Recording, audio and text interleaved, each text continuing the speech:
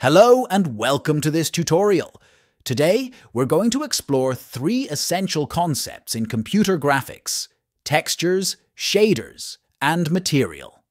Understanding these will help you create more realistic and visually appealing 3D models. Let's dive in.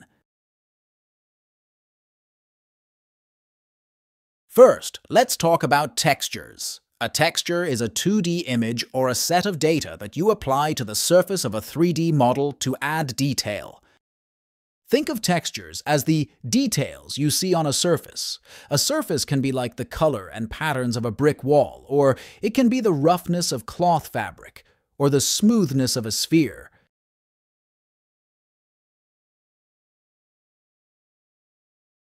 Now, let's talk about materials. A material in 3D modeling is a collection of properties that define how a surface looks and behaves under different lighting conditions. Materials use various parameters and textures to achieve this. It determines how light interacts with the surface, giving it specific visual characteristics.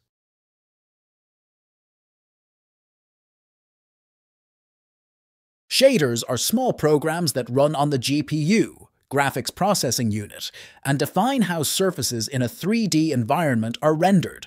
They control various properties of materials, such as color, transparency, reflectivity, and more. By manipulating these properties, shaders determine the final appearance of 3D objects.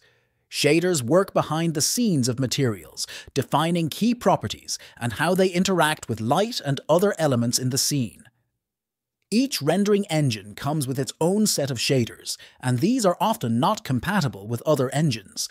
Therefore, converting shaders might be necessary when switching between different rendering engines. Hope these concepts help you understand the basics of rendering in 3D graphics. If you found this tutorial helpful, don't forget to like and subscribe for more content on 3D. Keep in mind that these concepts are just the beginning. There's so much more to explore and learn about shaders, materials, and rendering techniques. Thanks for watching, and happy rendering. See you in the next video.